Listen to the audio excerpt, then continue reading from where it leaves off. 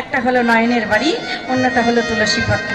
এই তুলসী পত্রের উপরে নয়নের বাড়ি নিবেদন করে ফুপিয়ে ফুপিয়ে কাঁদতেন। হৃদয় নিংড়ানো ভালোবাসার চরণ পুষ্পাঞ্জলি করে পতিত পাবনী বিপদভঞ্জন মধুসূদনের চরণে নিবেদন করেছিলেন, যেটাকে উপেক্ষা করতে না পেরে ভগবান নিজেই এসেছিলেন কাঙালের ভগবান দীনতার প্রতিমূর্তি। কোথায় না নবদ্বীপের গগনপটে। আহা, আর সেই রূপকে দর্শন করে আজ আমার নদিয়ার লোকজন, নদিয়ার নাগরিকগণ ডেকে ডেকে বলছে, এই নাগরিক শোন না, আজ আমাদের মাঝে কে এসেছে জানিস? কি জানতে পারছো না? মানে আমি তোমাকে বলিয়ে দিচ্ছি। এসেছে ব্রজের বাঁকা কালো শাখা, দেখবি মদের নদিয়া। এসেছে ব্রজের বাঁকা কালো শাখা, দেখবি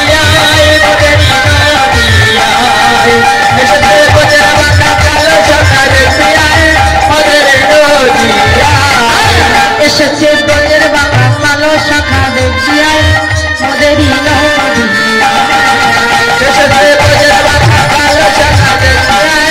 মদেরই নদিয়া। ও সে রং ছেড়েছে, ঢং ছেড়েছে, রং ছেড়েছে, ও সে রং ছেড়েছে, ঢং ছেড়েছে, রং ছেড়েছে, বদলে ফেলেছে। কালো রং ছিল, গৌর বর্ণ ধারণ করেছে। ভাঙটা ওখানে কি ছিল? চোর ছিল, এখানে সুপণ্ডিত হয়েছে।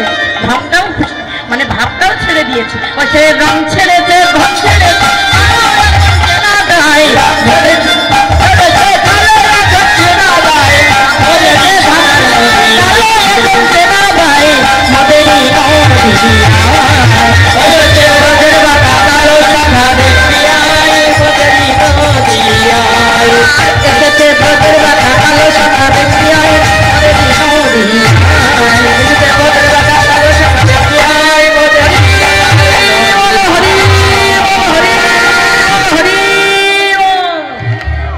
ব্রজের বাঁকা শ্যাম এসেছে নবদ্বীপের মাঝারে।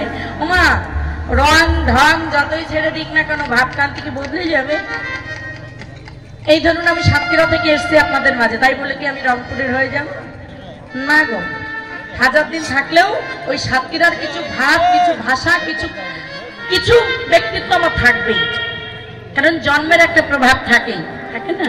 রাধে ঠিক তেমনি যিনি ব্রজের ব্রজেন্দ্র নন্দন কৃষ্ণ ব্রজ সিংহাসন ছেড়ে কাঙাল হয়ে এসেছেন বটে, রংটা বদলে ফেলেছেন।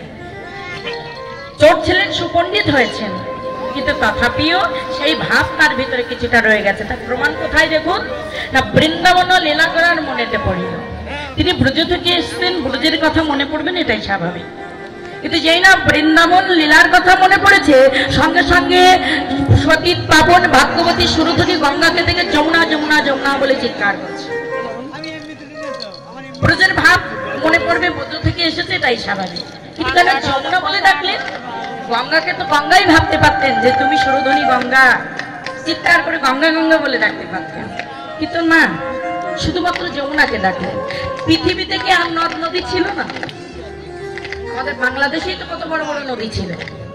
মেঘনা ছিল, পদ্মা ছিল, ব্রহ্মপুত্র নদ ছিল, কপোতাক্ষ ছিল। আর এর বাইরে এশিয়ার ভিতরে ইয়াংসি, কিয়াং, বিভিন্ন রকমের নদী আছে। তারপরেও অল বিশ্বে কত নদ নদী আছে। এই বিশ্ব ব্রহ্মাণ্ডের অন্য কোনো নদীর কথা মনে আসেনি, একমাত্র যমুনার কথা মনে এসেছে। ব্রজের ভাবটা যেই না এসেছে, কেন এই মনে আসা? কারণ যমুনাকে পূর্ব প্রতিশ্রুতি দিয়ে রেখেছিল ভগবান। কোন দিন দিয়েছিল একটু জেনে আসি, যে কোন দিন আমার ভগবান এই যমুনাকে প্রতিশ্রুতি দিয়ে বলেছিল, যমুনা আমি তোমার মনোবাসনা পূর্ণ করব। যেই কথা রাখতে যেই না ব্রজের ভাব মনে এসেছে, অন্য কোনো নদী নয়, গঙ্গাকে গঙ্গাও ভাবতে পারলো না, যমুনা যমুনা যমুনা বলে চিৎকার করছে। দশাটা কোন দিন ঘটেছিল? যেদিন আমার ভগবান ব্রজের ব্রজেন্দ্র নন্দন কৃষ্ণ কংসের কারাগারে জন্মগ্রহণ করেছিলেন। কংসের কারাগারে আমার ভগবান এহেন মধ্যাহ্ন নিশীত জন্মগ্রহণ করেছিলেন। প্রাকৃতিক দুর্যোগ ছিল, প্রকৃতির দুর্যোগ, বৈরস্য জফলা বা বিসর্গ, যোগ অন্তর্জয়কার বা যোগ মানে দুঃখ মানে খারাপ, আর যোগ মানে সময়। বলে প্রকৃতির যে সময় খারাপ সময় আসে, খরা বলুন, বন্যা বলুন, জলোচ্ছ্বাস বলুন, আবার প্রকৃতি থেকেই ঠিক হয়ে যায়, এটা কিন্তু মানুষের খারাপ সময় নয়।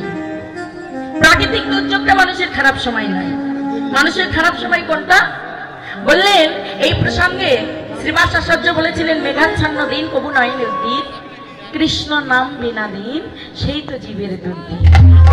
বলে আকাশে মেঘ আসলো, বন্যা হলো, জলের শ্বাস হলো, দেখবেন সেই বছর ফসল এমন পরিমাণে হবে আপনার সেই ক্ষতিটুকু পূরণ হয়ে যাবে।